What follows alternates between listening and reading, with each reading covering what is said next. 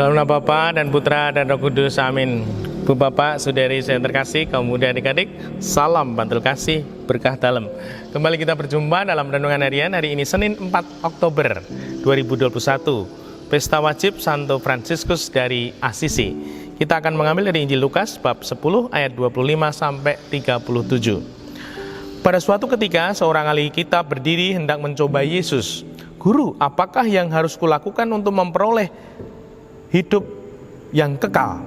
Jawab Yesus kepadanya, apa yang tertulis dalam hukum Taurat? Apa yang kau baca di sana? Jawab orang itu, kasihilah Tuhan Allahmu dengan segenap hati, dan dengan segenap jiwamu, dan dengan segenap kekuatanmu, dan dengan segenap akal budimu. Dan kasihilah sesama manusia seperti dirimu sendiri. Kata Yesus kepadanya, benar jawabanmu itu, perbuatlah demikian, maka engkau akan hidup. Tetapi untuk membenarkan dirinya, orang itu berkata lagi, dan siapakah sesamaku manusia? Jawab Yesus, adalah seorang yang turun dari Yerusalem ke Yeriko. Ia jatuh ke tangan penyamun yang bukan saja merampoknya habis-habisan, tetapi juga memukulnya, dan sudah itu meninggalkannya setengah mati. Kebetulan ada seorang imam turun melalui jalan itu. Ia melihat orang itu, tetapi ia melewatinya dari seberang jalan. Demikian juga seorang Lewi datang ke tempat itu. Ketika melihat orang itu, ia melewatinya dari seberang. Lalu datanglah ke tempat itu seorang Samaria yang sedang dalam perjalanan. Ketika ia melihat orang itu, tergeraklah hatinya oleh belas kasihan.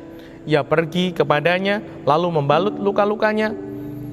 Sesudah menyiraminya dengan minyak dan anggur, kemudian ia menaikkan orang itu ke atas keledai tunggangannya sendiri, lalu membawanya ke tempat penginapan sendiri dan merawatnya.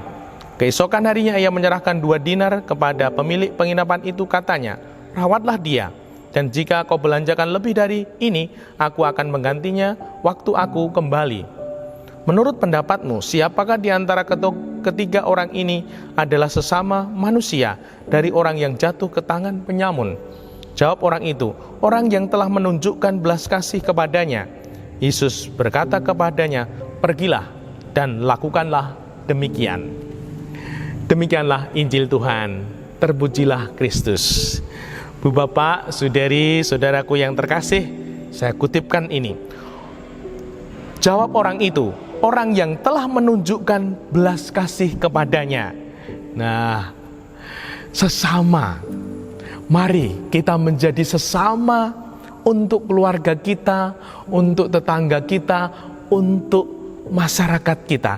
Dengan cara apa? Menunjukkan belas kasih. Di sini tadi dikatakan ada imam juga yang tidak menunjukkan belas kasih.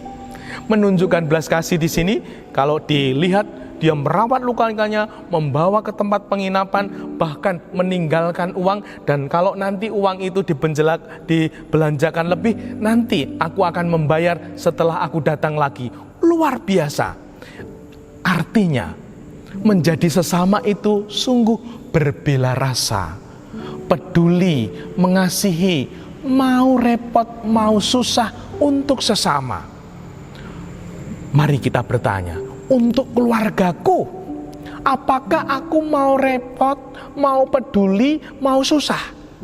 Nah, aku sudah menjadi sesama dalam keluargaku, dalam tetanggaku, lingkunganku. Apakah aku mau ambil bagian, mau mendukung apa yang menjadi kegiatan lingkungan masyarakat, mau ikut repot? Itulah sesama. Mau berbela rasa, mau peduli, mau mengasihi secara nyata.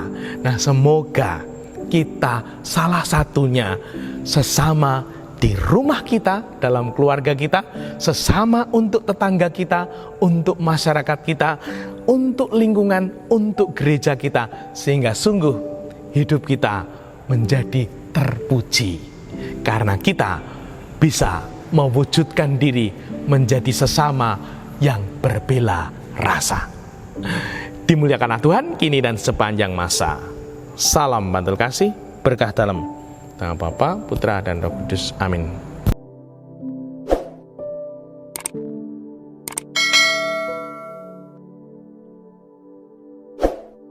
wabarakatuh.